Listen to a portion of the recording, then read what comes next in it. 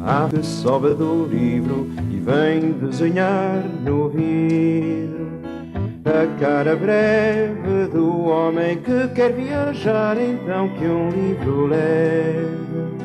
Viva a pessoa envolvida num caso de vida ou morte por só livro que seja que defendeu Portugal, mas penso que a edição é brasileira. edição brasileira. A edição brasileira e depois revista, mal revista.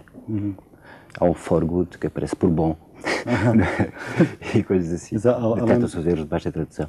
Além do resgate de Conrad, não tem mais nada entre mãos na sua mesa de cabeceira? Eu acabei agora de uma grande empreitada. Li As Ilusões Perdidas de Balzac, 570 páginas. E li-as de fiada e com muitíssimo gosto. Aquele gosto de saber o que é que virá a seguir. Como o Balzac vai desenrolar o comportamento e o percurso daquelas personagens, como vai criar personagens novas. E até os truques literários que ele utiliza, não é? Até o Deus Ex Machina, por exemplo. Mas o Mário Carvalho acredita que há um romance a sério, um romance peso. E acha que o Balzac... Balzac... As Ilusões Perdidas? Não, acredita que acha que há um tipo de romance a sério, de peso, e que o Balzac é um dos representantes eu acho que dessa o Balzac tradição. é um gênio da literatura universal. E este livro, penso que é um dos grandes livros que já li em toda a minha vida. Balzac e Conrad, para começar. Claro. Estou a passar por lá. mas tem livros a que recorre geralmente, não é? Há livros a que de vez em quando volta para ter prazer. Sim, isso acontece a toda a gente. Penso que a partir de certa idade nós voltamos aos nossos livros, aos nossos clássicos. Sei lá, As Almas Mortas, ao Dom Quixote. De vez em quando convém assim uns caldos de Dom Quixote para pôr a escrita em dia. Dizem que, dos seus livros, dizem que eles nascem de uma imaginação prodigiosa e de um sentido da história e da memória. Disse um dia que os romances, pelo menos os romances que escreveu para a nossa felicidade, não se fazem com realidades, mas com fantasias. Não com eus verdadeiros, mas com eus falsos. E se é verdade que nem por isso eles deixam de falar do cotidiano ou da sua cidade, não nos podemos esquecer de uma frase do seu mais recente livro. A realidade é muito abusadora. Por isso convidamos Mário de Carvalho para esta emissão do Escrita em Dia. O autor de livros como A Paixão do Conde Frois, Os Contos da Sétima Esfera, A Inaudita Guerra da Avenida H. Coutinho, Um Deus Passeando pela Brisa da Tarde, Era Bom que Trocássemos Umas Ideias sobre o Assunto, ou esse já distante livro, O Livro Grande de Tebas, Navio e Mariana. Parece-me que é este um dos seus livros preferidos, Mário Carvalho. Eu não posso dizer-lhe exatamente isso. Esse é o meu primeiro livro, o primeiro livro que escrevi, não o primeiro livro que publiquei. E foi um livro que escrevi em circunstâncias muito especiais e que escrevi volta de 1965. Sim, foi 74, 75, por essa altura, na altura... Do verão quente. Do verão quente e das grandes alucinações coletivas que na altura se viviam, no meio de toda aquela correria. E esse livro foi escrito obsessivamente. Eu aproveitava todos os momentos para escrever mais um bocadinho do livro. Eu recordo-me estar uma vez numa reunião partidária e estar a escrever um trecho em que uma personagem descia umas escadas. Eu estava tão interessado naquelas escadas a ser descidas, que enfim, com o resto que se passava em volta me era completamente estranho. Mas foi a primeira e única vez que isso me aconteceu. Isto é, estar tão obcecado com o livro que tinha que eu continuar e que escrevi um bocado ali, outro bocado além, indiferente ao que se passava em volta. Foi uma relação muito estranha. Indiferente em relação ao que se passava em volta. Mas, de qualquer modo, refletindo essa... Não, eu digo, portanto, no ato da escrita, importava um pouco que tivessem pessoas em volta ou não. Isso para mim hoje é completamente diferente. Mas aquele livro funcionou como o meu refúgio nessa altura. Era o meu espaço. Não, era o meu espaço particular e privado. Isso não... Numa altura em que estaria, enfim, a viver tudo em conjunto, não é? Isso não lhe aconteceu com outros livros depois? Com outra... Não, curiosamente não. Curiosamente não. Eu habitualmente tenho uma certa distância, uma certa frieza em relação àquilo que estou a escrever e deixo-me envolver muito pouco. Nunca sou tomado pelo livro. O Mário de Carvalho tinha acabado, enfim, em 74 de regressar da Suécia, suponho. Sim, eu tinha tido uma vida muito atribulada e complicada. E depois entrei em plena revolução e a vida continuou complicada, atribulada, movimentada, muito Tinha sido agitada. detido, foi para o exílio. Sim, estive preso, estive na tropa, estive preso, voltei à liberdade e depois estava-me destinado o presídio militar de Penamacor. E então achei que era demais. Famoso, aliás. É. E muito bem frequentado. De maneira que decidi Como é depois... que soube do 25 de Abril, lá longe? Você estava na Suécia nessa altura? Estava na Suécia. Olha, eu acabava de vir do Molo de Sueca, era muito cedo ainda. Eram 11 da manhã, as aulas começavam às 7h30. Os suecos são madrugadores, levantam cedo. Eu recordo-me perfeitamente de que havia umas partículas finas de gelo no ar. E alguém que me chamou, um português, e que me disse que tinha arrebentado uma revolução em Portugal. Só que o nosso sueco era muito fraco e não sabíamos que tipo de revolução era, não conseguíamos descodificar as emissões de rádio suecas. Tivemos que pedir ajuda, mesmo assim estávamos um bocado confundidos com as notícias que vinham. Não sabíamos concretamente, logo naquele dia, se era um golpe de Estado de direita, que era uma das possibilidades que na altura se punham, ou se era a revolução que veio a verificar-se. Só lá para a noite é que conseguimos apurar alguma coisa. Depois de reunir todas as pessoas que tivessem mais conhecimentos da língua, depois de ver a televisão sueca, é que chegámos à conclusão de que, enfim, a revolução estava aí. De que era. E veio então para Portugal nessa altura? Os dias depois. Retomou a sua atividade profissional, isto é, dedicou-se à advocacia? Assim. Não logo. Na altura, em 74 e 75, eu estive fortemente envolvido na atividade política. Hoje já não? Hoje não. Considera-se um escritor comunista? Isso não faz grande sentido. Anota, e até eu penso que seria um bocadinho abusivo considerar-me um escritor comunista, porque dá a impressão de que o escritor comunista é aquele que está ao serviço do partido, não é? É um comunista que é escritor? Que está a defender uma linha, ou que está comprometido, prefere a designação engajado, como se diz uma palavra muito feia. Prefere a designação de é um comunista que é escritor? É um escritor que é comunista, apreende-se assim. O que é ser-se comunista hoje? Sabe que eu remato um dos meus livros, o último, Exatamente. Precisamente com essa interrogação. Há uma personagem que faz essa pergunta à outra e a outra responde: pá, tem calma, pá.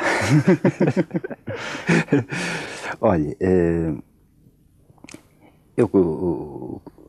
eu deixo esta questão em suspenso, porque penso que a discussão não está encerrada ainda. É preciso discutir muito ainda e é preciso fazer muitas contas ao passado e é preciso tomar em conta as mudanças constantes que vai havendo para podermos dar uma resposta a essa pergunta. Como é que os comunistas devem situar-se no mundo hoje face a esta nova realidade e face ao lastro de experiências negativas que têm? Porque também têm que encarar os seus lados mais sombrios. Isso é uma discussão que vai demorar tempo. O Marco Carvalho afirma numa entrevista mais ou menos recente que não é preciso ser-se marxista-leninista para aderir ao Partido Comunista. Isso é um facto. É um facto. Isto implica uma revisão mais ou menos... Não, de forma nenhuma. Se ler os estatutos e os estatutos do partido, ninguém... o texto não obriga ninguém como é que se pode ser comunista sem ser marxista-leninista? É muito fácil. Há católicos no partido, não? E esses católicos não são marxistas-leninistas.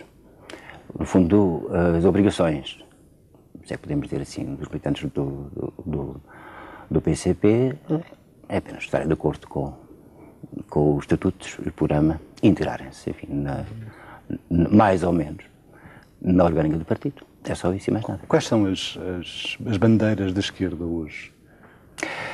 Eu penso que são bandeiras muito importantes. As bandeiras da solidariedade, da igualdade e também da tolerância e do respeito pelos outros. E a confiança na transformação social, no sentido de melhorar as coisas. E também uma linha de defesa de certos valores e aquisições de civilização que podem estar a ser postos em causa ou ameaçados.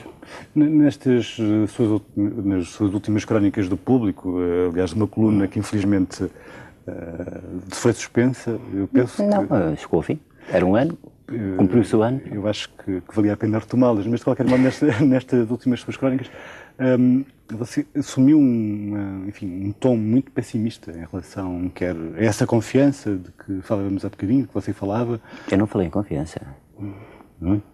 Eu falei em necessidade de, não é?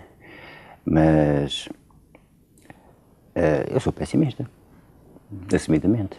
Sabe que há uma frase velha que diz que o pessimista é um otimista bem informado. Mas, note, esta expressão pessimista precisa ser qualificada, porque há um pessimismo conformado, não é? Que pode levar a resultados muito desastrosos, muito graves. Sim, é um pessimismo antropológico muito mais radical. Pode levar ao fascismo, completamente. Assume-se a natureza má, ruim do homem, e já que é assim, que assim seja. E há um conformismo com isso, e o que pode permitir, enfim, os piores atropelos e as consequências mais desgraçadas. O meu pessimismo é mais um pessimismo de alerta e de atenção.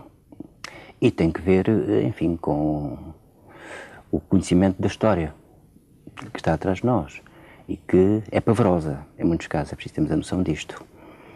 E trata-se para mim de alertar para isso e chamar a atenção para que há riscos muito graves pela nossa frente. Acha que há situações, e há situações que podem... de pré-fascismo, o Marco Carvalho falava Sim, há situações. Pode estar a criar-se um caldo de cultura muito propício ao aparecimento de fascismos e ao aparecimento de salvadores. Eu não quero dizer que seja amanhã ou depois. Mas que sinais são esses? Olha, noto na sociedade portuguesa mais agressividade, mais intolerância, noto que há mais gente embrutecida e não é só isto, é que estas vozes, que sempre existiram, não é? Estão neste momento a ser ampliadas, divulgadas e tornam-se praticamente o pensamento comum. A chamada conversa de autocarro, que é eventualmente uma conversa muito primária e muito estúpida, está neste momento a transformar-se quase em discurso dominante. O que é que contribui muito para isso? São as chamadas televisões paralelas ou as televisões privadas, não é? Que têm, de facto, divulgado muito esse tipo de discurso, certo tipo de gosto e que têm promovido certa nivelação, que tenho a impressão que é capaz de minar algumas defesas, alguns valores que são defesas contra o aparecimento de salvadores ou contra a instilação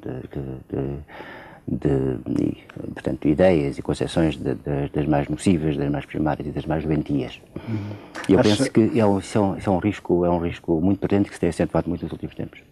Acha então que não há saída? O que diria às pessoas? Não, que não há saída, não. Não, isso não acho. O que é que diria às pessoas que dizem que não há saída fora do capitalismo, por exemplo?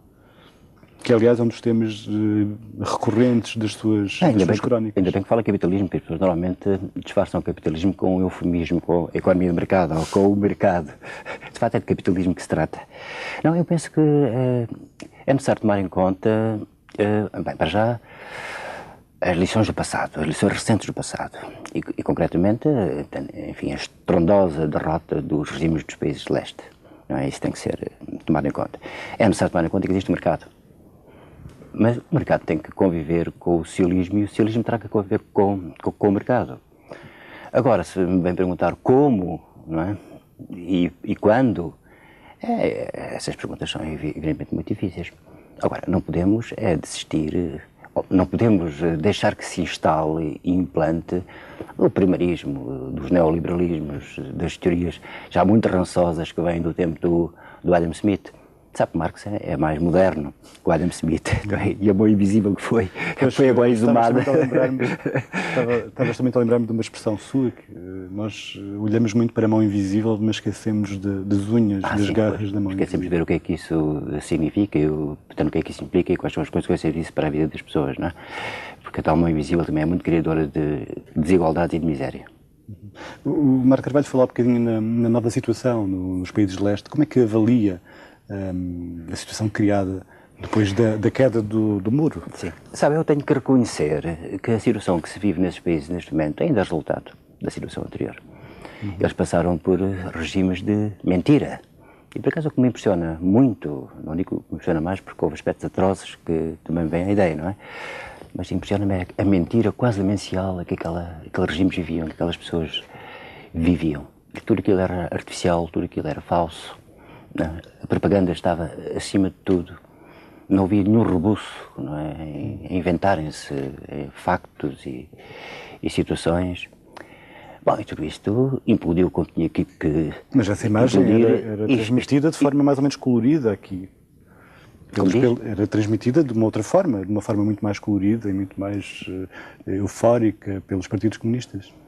Eu penso que os partidos comunistas não estiveram à altura de avaliar a situação.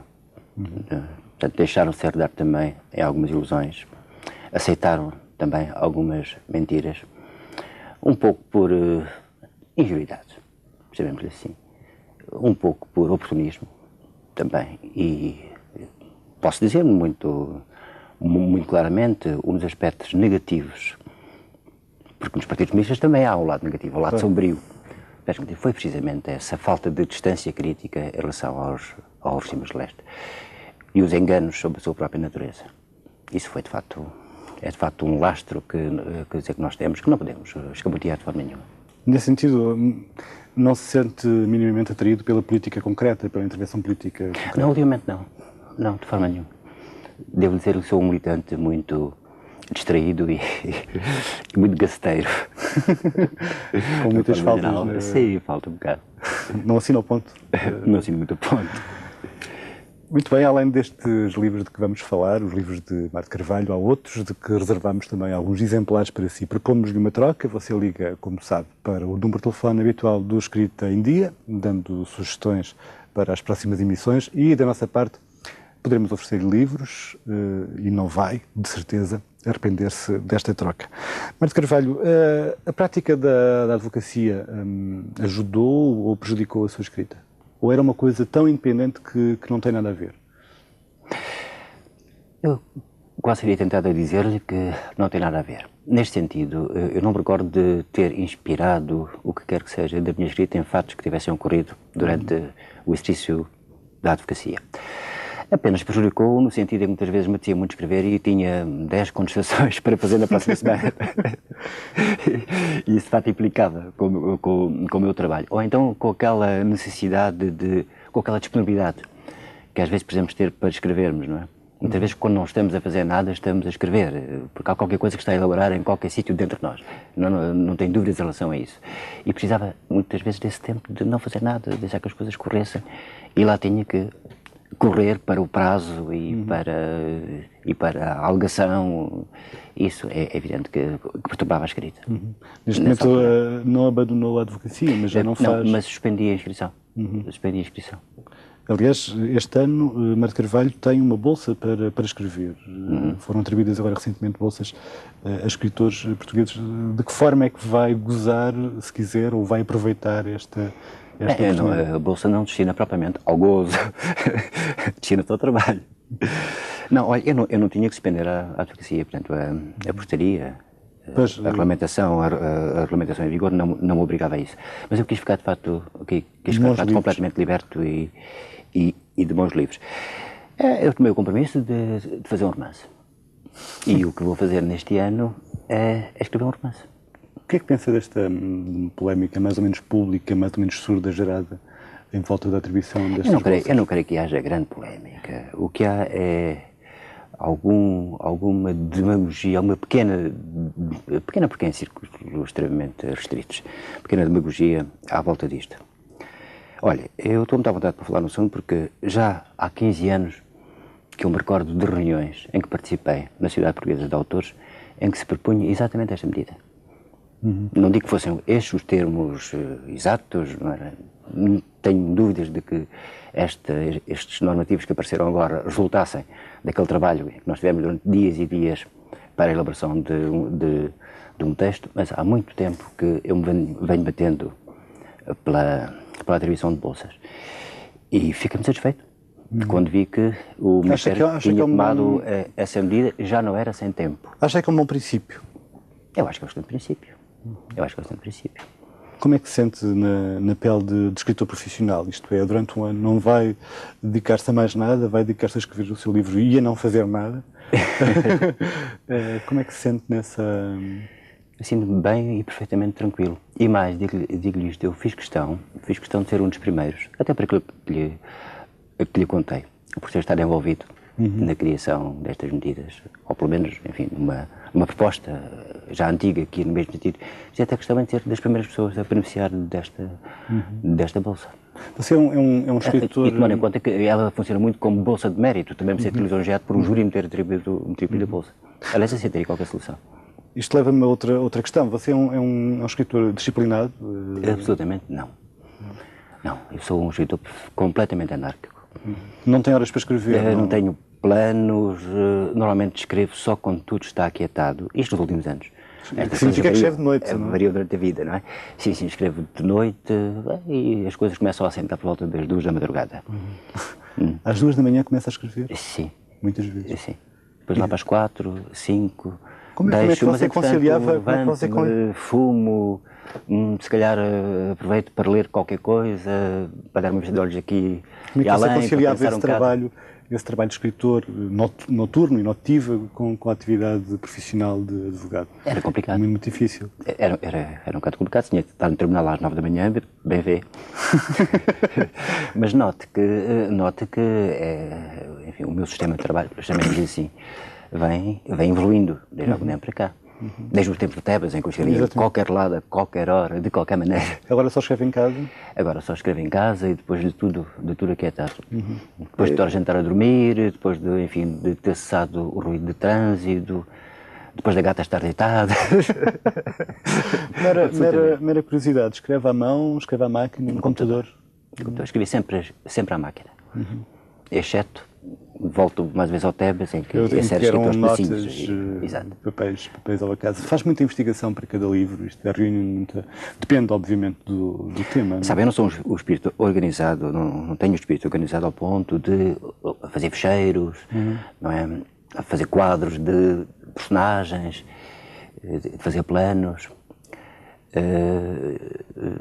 Mas quando escrevo sobre uma época, por exemplo, ou sobre uma situação qualquer, sobre Marinha, uma altura que eu escrevi nos contos de Sete, mas era vários contos de Marinha, eu faço questão de estar bem informado sobre aquilo que estou a escrever.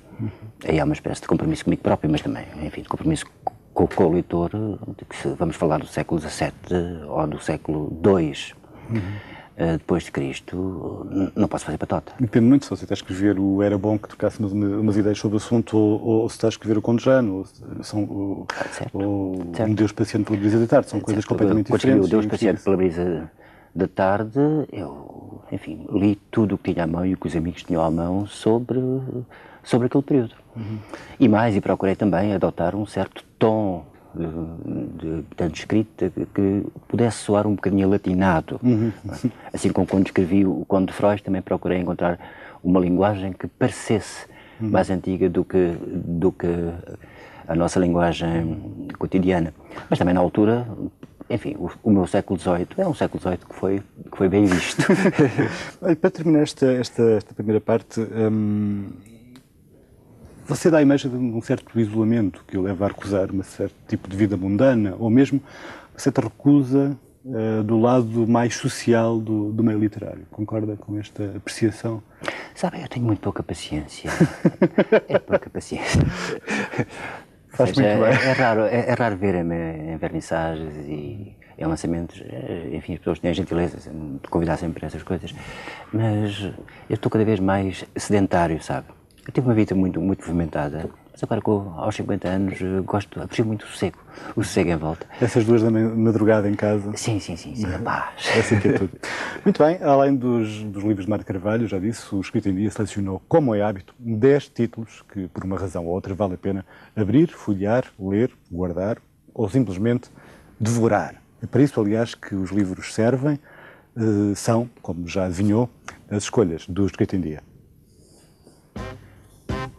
Não se trata de um mero conjunto de receitas, embora as tenha. Este livro é feito de uma história tão bem apaladada como os pratos do maior cozinheiro deste século, como lhe chama José Quitério, e que nos leva numa viagem às preferências culinárias do Portugal de entre os anos 40 e 60, ao mesmo tempo que acompanha os percursos do célebre cozinheiro do Aviso Hotel, que conquistou pela boca figuras como Carlos Gulbenkian. Vale a pena entrar nos seus segredos. Um pesadelo feito de 3 contos cheios de originalidade e subtileza, assinados por uma autora que é uma das revelações do ano passado. Humor e sentido dramático não chegam para caracterizar um universo muito pessoal que merece, sem dúvida, ser visitado. como se estivéssemos a falar de pintura ou de um filme. Com um longo prefácio de António Barreto, eis o segundo volume dos escritos de uma tão rica quanto polémica figura da política portuguesa deste século.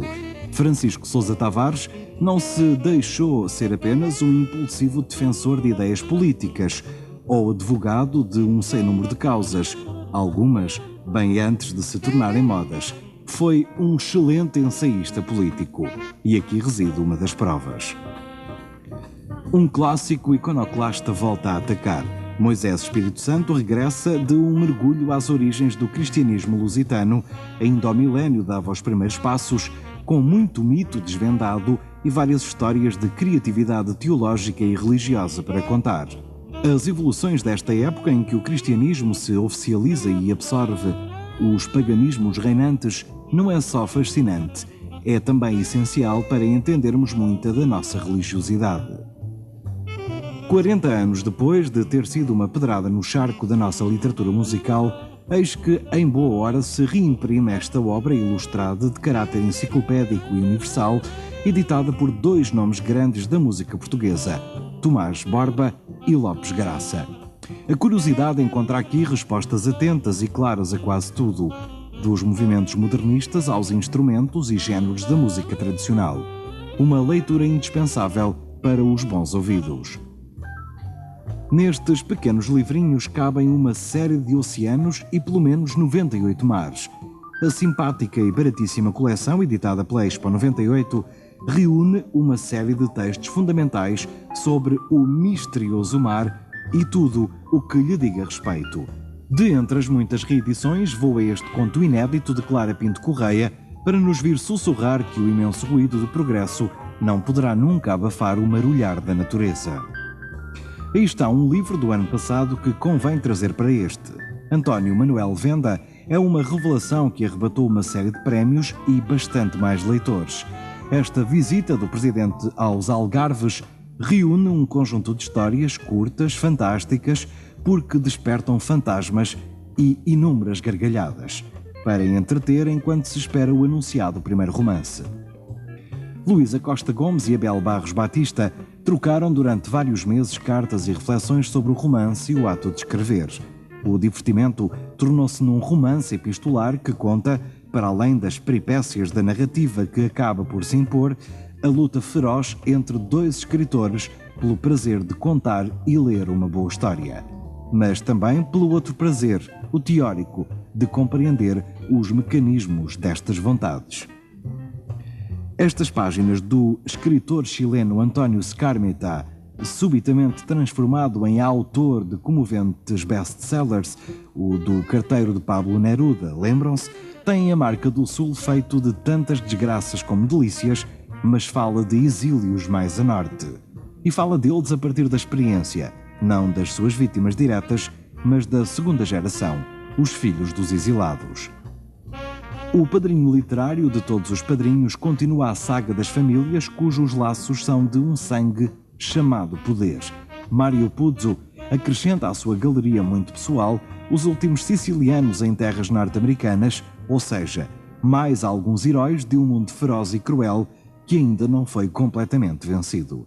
Absolutamente fascinante. Foram as escolhas semanais do Escrito em Dia, algumas edições acabadas de chegar, outras ainda marcadas pela proximidade do Natal. Para abrir a segunda parte, vamos mostrar-lhe outra lista dos 10 livros mais vendidos em Portugal na semana passada, de acordo com uma consulta a algumas das principais livrarias portuguesas.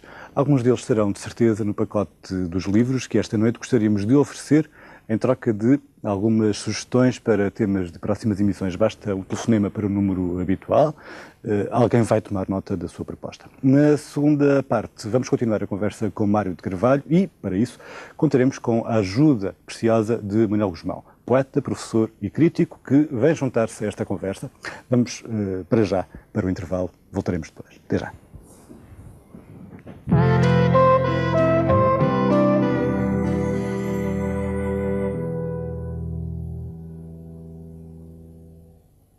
Alô, alô, Portugal! Olha, uma maior alegria de voltar a ter um programa meu exibido em Portugal, agora no SIC. Um talk show divertido, que nunca há de ir para o ar a horas. Jô Soares, 11h30. Meia-noite e pico, Zoom e tal, ou coisa assim.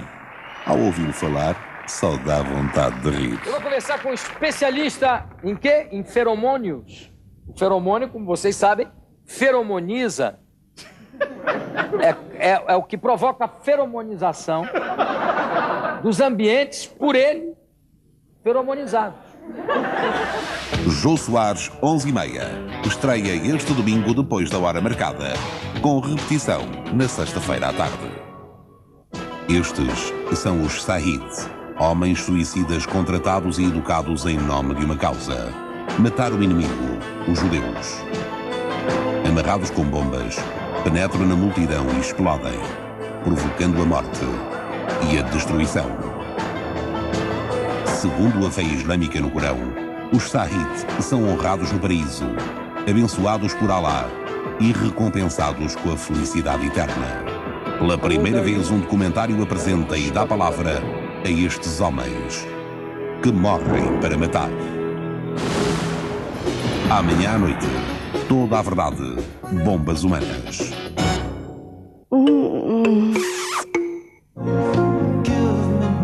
Preservativos Control, para gente apaixonada. Nariz entupido. Inspire, respire. Inalador Vicks, alívio rápido sempre à mão. Nariz entupido, quem falou em nariz entupido? Se pensa que para o seu cabelo fraco, cansado, não há esperança, olhe que há. Tê-nos 14 dias com Pantene e vai ver a diferença. As provitaminas penetram na raiz, alimentando todo o cabelo até às pontas. Cabelos mais brilhantes e saudáveis em apenas 14 dias. Não é de um dia para o outro, mas acontece. E 14 dias é apenas o começo. Pantene Pro V. Quanto mais o usar, mais brilhantes e saudáveis ficam. Sintoniza a sua rádio. Ouça o que vai ver na SIC. Gostas de sair à noite? Liga para 0641 96 44 44. Telefona-me.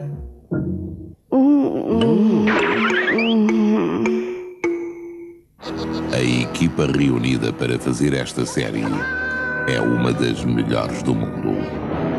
Deste e do outro mundo. E as histórias? Bem, as histórias são para rir e estremecer. Uma das séries de maior êxito nos Estados Unidos. Uma das séries mais aplaudidas em Portugal.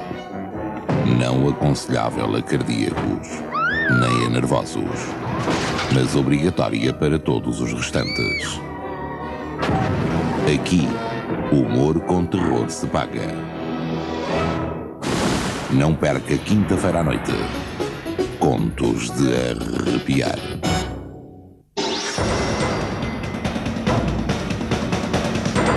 Os arrumadores impõem a nova ordem das ruas.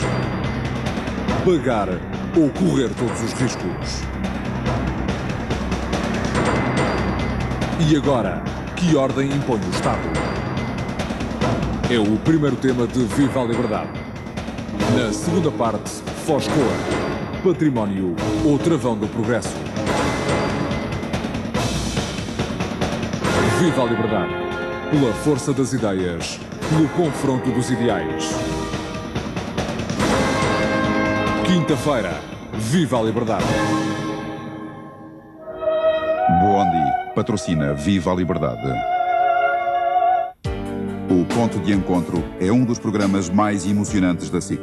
Sabemos que gostaria de assistir ao vivo. É agora a sua grande oportunidade. Ligue 0641 333 666. Estaremos à sua disposição para tentar satisfazer o seu desejo.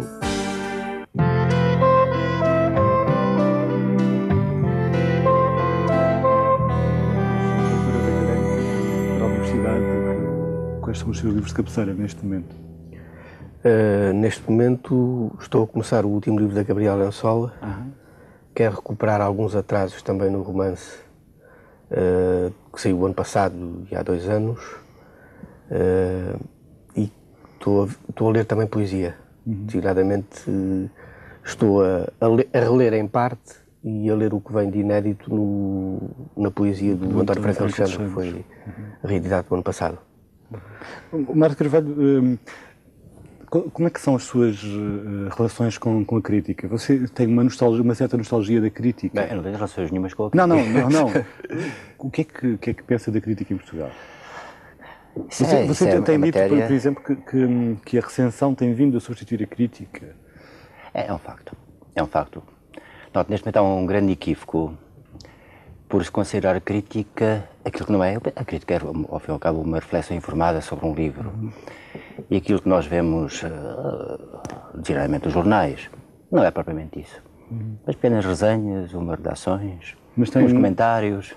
Mas nada disso tem que ver com a crítica literária, com a análise aprofundada de um livro.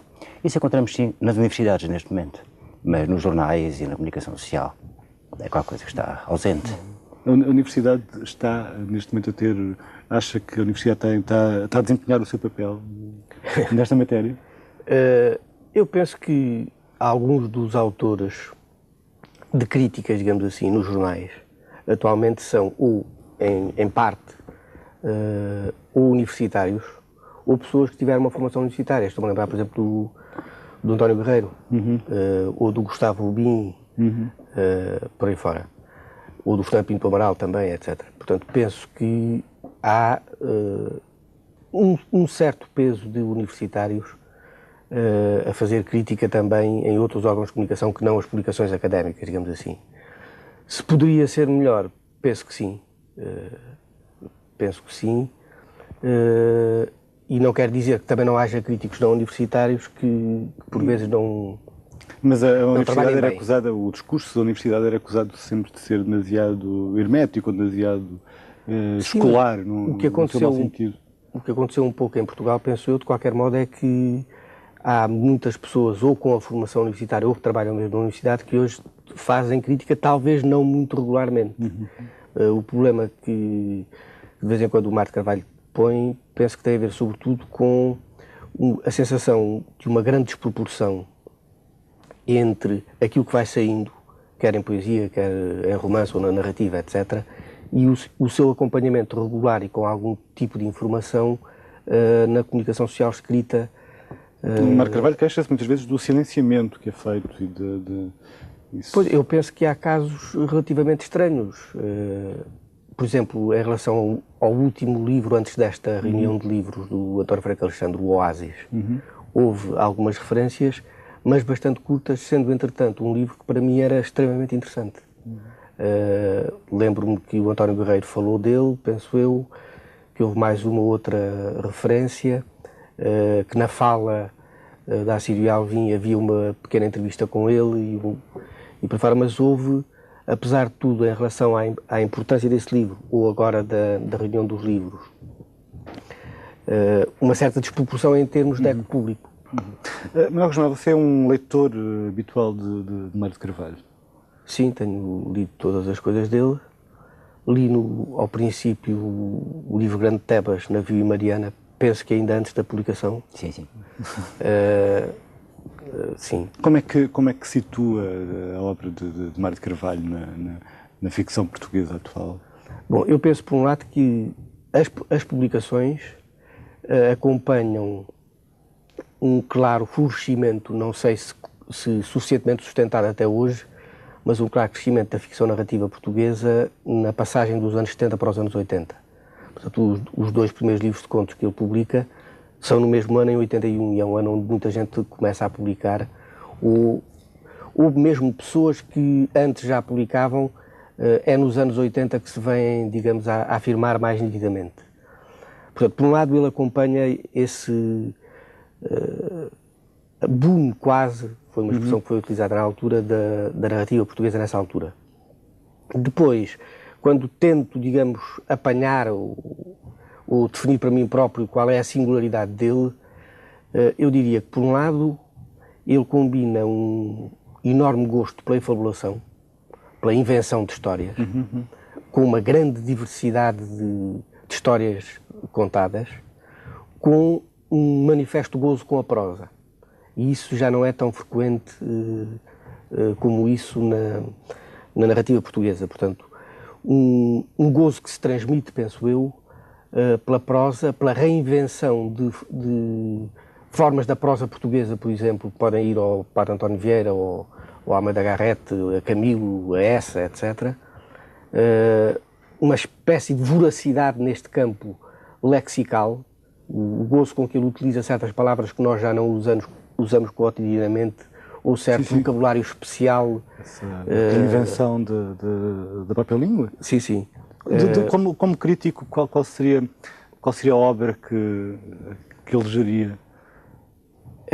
É um bocado difícil porque, designadamente em relação aos romances, eu vou, quando saiu, por exemplo, Um Deus Passeando pela Brisa da Tarde, disse, é este o melhor.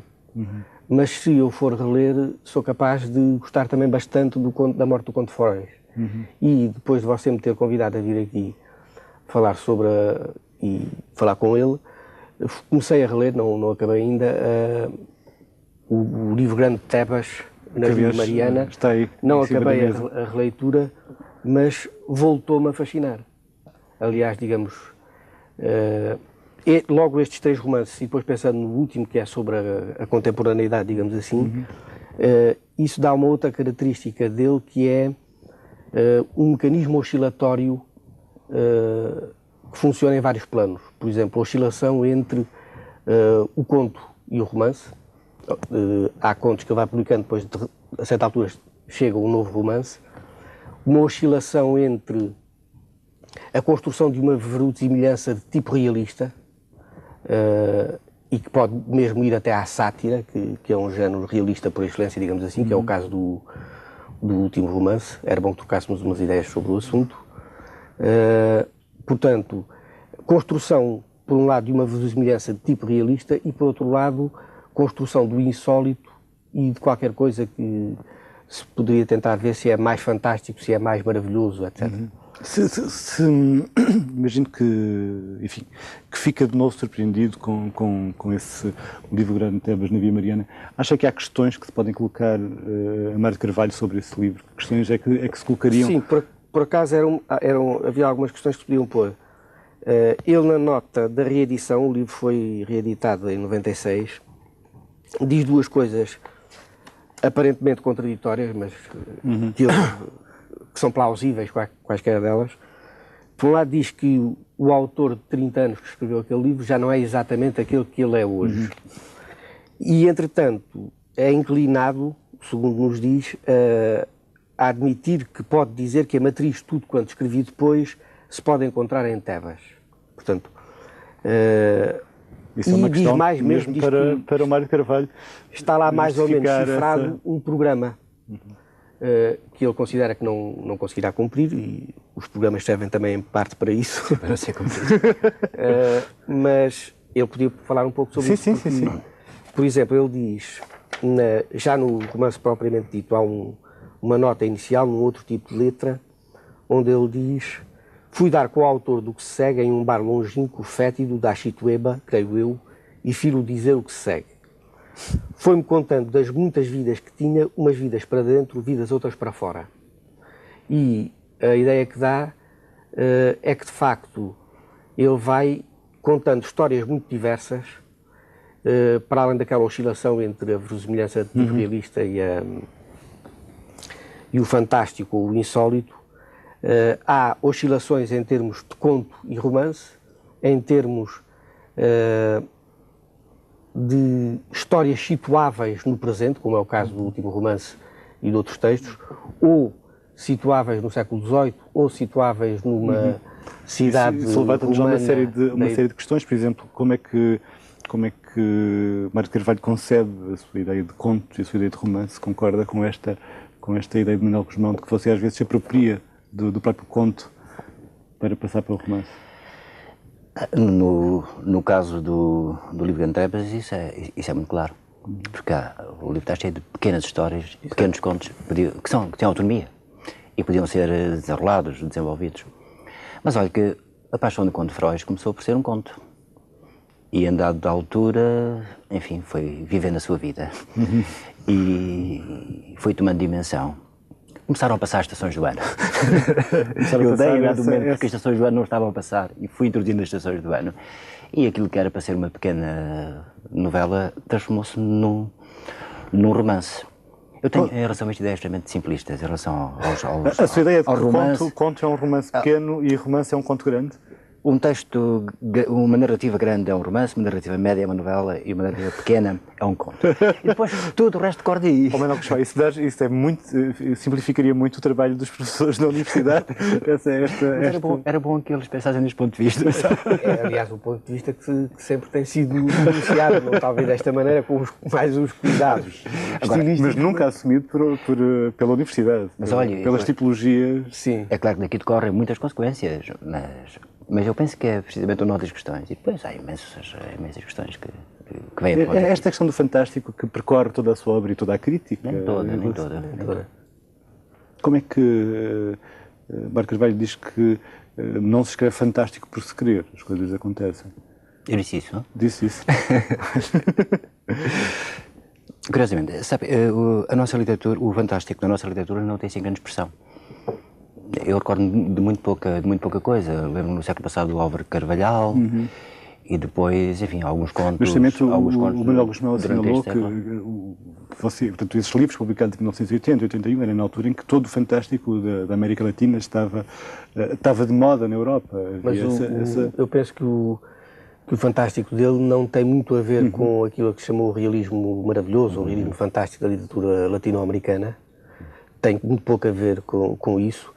Tem mesmo, penso eu, pouco a ver com qualquer coisa, também ela da América Latina, mas não é propriamente isso. Um autor que se refere quando fala disso, que é o Borges. Também não tem muito a ver com o Borges, e é isso que é particularmente curioso. Penso que é, de facto, relativamente singular na literatura portuguesa, e tem a ver, depois também, quanto a mim, com uma outra característica, que é, muito frequentemente, os textos do Mário de Carvalho, não apenas por reflexo do gozo com a invenção de histórias e por gozo com a prosa, são textos bastante divertidos. Mesmo quando há uma visão particularmente pessimista, ou um ambiente ou um clima de pessimismo inscrito no livro ou provocado como efeito pelo livro, esse livro ao mesmo tempo pode ser profundamente divertido, que é o caso do último romance. Sim. Concorda com esta apreciação?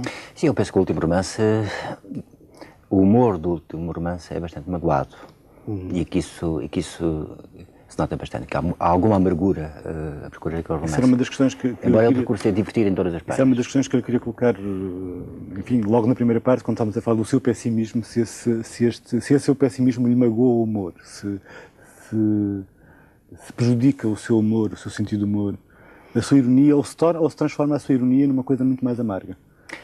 Sabe, eu estou-me a lembrar de dois autores, também pessimistas, o Gogol e o Mark Twain, que são, enfim, autores que nos divertem e que nos fazem rir.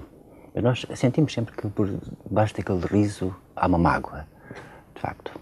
O Kleber Fino, por exemplo, é um livro que nos faz pensar e que magoa também um bocadinho. Voltamos já. Qual era a pergunta? Não, a pergunta é justamente essa. Voltaremos já a esta conversa com o Manuel Gusmão e Mário de Carvalho. Estava prometida a lista dos livros mais vendidos em Portugal na última semana. Um trabalho realizado pela revista Ler para a SIC, depois de consultadas algumas das principais livrarias portuguesas. Miguel Esteves Cardoso está de volta com o Cemitério de Raparigas, obra lançada em finais do ano passado. Mais um percurso do autor pelas avenidas do amor e do ciúme. João Ribeiro foi justamente considerado o maior cozinheiro português deste século. Neste livro, recolhem-se algumas das suas mais deliciosas receitas. Uma obra para ler, guardar e usar muitas vezes. Pequeno livro de instrução para a vida de Jackson Brown é uma obra cujo título explica tudo. É um manual de sugestões deliciosas a não perder. Pedro Paixão é já uma presença habitual neste top de vendas e Muito Meu Amor, o seu último livro, foi um dos sucessos de finais de 1996 que transitou para este ano, com o mesmo êxito. Hubert Reeves é um autor conhecido que regularmente conquista as nossas livrarias com as suas análises sobre o universo. A mais bela história do mundo chegou e já conquistou os leitores portugueses.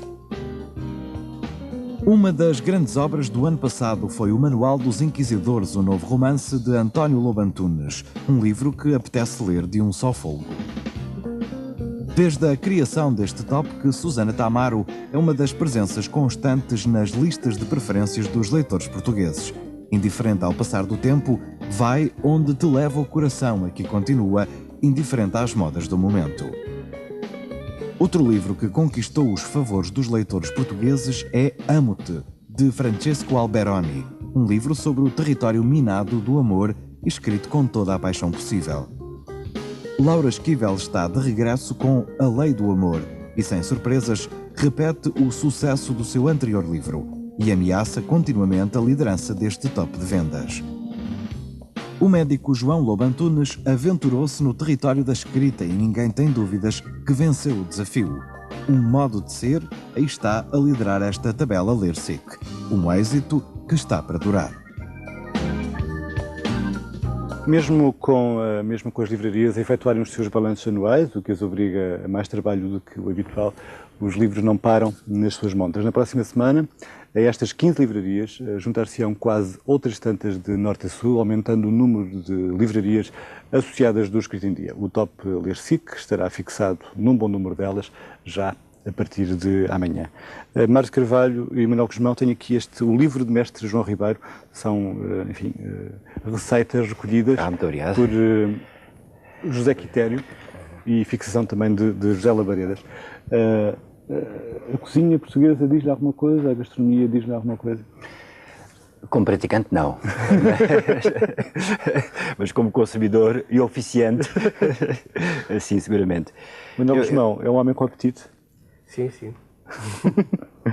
Outro dos livros recentemente saídos é o Defunto Elegante, de Abel Barros Batista e Luísa Costa Gomes. Aliás, Mário de Carvalho tem a ver com este livro. Sim, eu tenho aqui uma pequena intervenção. Já estou a ler este livro, tenho, e estou a gostar muito. É um romance por cartas e Mário de Carvalho escreve uma carta. Sim, não sei se é uma carta, são um facto. Não há uma tradição de romance epistolar na literatura portuguesa? Não me estou a recordar de muitos, não. Não. Embora seja uma forma que tem a ver, que para mim, pelo menos, é muito relacionável automaticamente com o século XVIII. E o século XVIII é uma coisa que, embora seja o século XVIII dele, que me parece particularmente forte, digamos, em alguns dos modos naquela oscilação que caracteriza a obra dele. O jogo que ele faz com a instância do narrador e com a relação entre narrativa e história contada tem muito a ver, no fundo, com alguns grandes romances do século XVIII. Mário Carvalho, do século XVIII é o seu século? Não necessariamente, mas gosto muito de alguns romances do século XVIII. Este ano foi uma grande revelação descobrir o Tristram Shandy. E volto, uns livros que eu regresso, há bocado falávamos nisso, o livro que se regressa. É o Tiago Fatalista, Jacques Le Fataliste. Eu de vez em quando vou ler e dá-me imenso gozo. O diferimento da ação e aquela história dos amores que nunca mais se contam, enquanto, enfim, acontecem as mais variadas aventuras. Eu tenho a impressão que, pode ser um bocado abusivo dizer isto, mas praticamente todas as grandes experiências com o romance fizeram no século XVIII. E nós assistimos a pessoas, durante estes tempos todos, a tentar repetir e a existir, de certo modo a chover no molhado, quando há certas pesquisas e certas ousadias, não é, que já foram lançadas nessa altura. O Manuel Guzmão, independentemente da resposta que o próprio Mário Carvalho possa dar, se procurássemos as raízes ou a filiação, digamos, de escritor de Mário Carvalho, que tradições é que encontrávamos, ou que raízes é que encontrávamos na obra dele, que nos levassem a outros autores portugueses? Eu penso que as raízes poderão ter muito a ver com a questão da prosa, mais do que com a questão de um autor. Eu não seria talvez capaz de referir um autor, mas sim o modo como ele prolonga, utiliza, reinventa modos de escrita. Eu há bocado falava do léxico, mas não apenas, sobretudo ritmos sintáticos, construções e ritmos sintáticos, que tem a ver com autores como aqueles que eu referi, com o Padre António Vieira, por vezes de forma muito nítida, com coisas do Garrett, do Camilo, do Essa. As suas intermissões, as intermissões de... Especialmente neste último livro. Neste último não era livro. para trocar umas ideias sobre o assunto. O Camilo está ali muito presente, até na epígrafe, números epígrafes. De qualquer modo, o que me parece curioso e isso tem a ver eventualmente com o livro Grande de Tebas, Navio e Mariana, é a sobreposição de tempos a que isso leva. E vendo isso, digamos, em termos dos romances, se o conto de Freud é século XVIII, se o Deus é, digamos, uma cidade na Península Ibérica, mas na Roma Antiga, no tempo da Roma Antiga, e agora a atualidade, o livro Grande de Tebas é uma espécie de tempo constelado, porque há, por um lado, é um tempo um bocadinho flutuante, onde há constantes, digamos assim, entrada em contacto de tempos diferentes, que é um mecanismo que ele, no fundo, reduz ao essencial na inaudita guerra da Avenida Gá-Coutinho, onde dois tempos, de repente, se encontram. Muito bem, estamos quase a chegar ao fim do nosso tempo. Não gostava de vos deixar ir sem nos oferecer esta pequena narrativa de Clara Pinto Correia, com quem, aliás, Mário Carvalho escreveu um folhetim. Precisamente. Se tivesse a bondade de me dizer porquê. Exatamente. Já que é 10 anos. Que foi justamente agora reeditado. Manuel Guzmão, mesmo no fim, mesmo para terminar, que livro é que, uma pessoa que nunca tivesse lido Mário Carvalho, que livro é que recomendaria para iniciação? Essa é boa. É para isto que servem os programas de televisão. Que nunca tivesse lido nenhum livro. Talvez o livro grande, Tebas, Navio e Mariana, ou então Os Alferes. O livro com 3 histórias sobre alferes. Muito bem, fica então a sugestão feita de Manuel Guzmão, Os Alferes, ou o livro grande de Tebas, Navio e Mariana, para iniciação em Mário Carvalho. Muito obrigado, Mário Carvalho, muito obrigado, Manuel Guzmão, por terem vindo esta noite ao Escrito em Dia. Fica assim completa mais uma edição. Voltaremos na próxima terça-feira, como é habitual, com repetição à quarta à tarde. Na próxima semana será um Escrito em Dia especial, com um documentário sobre Fernando Pessoa, da série Les Écrivains du siècle, e também a presença em estúdio de 3 convidados.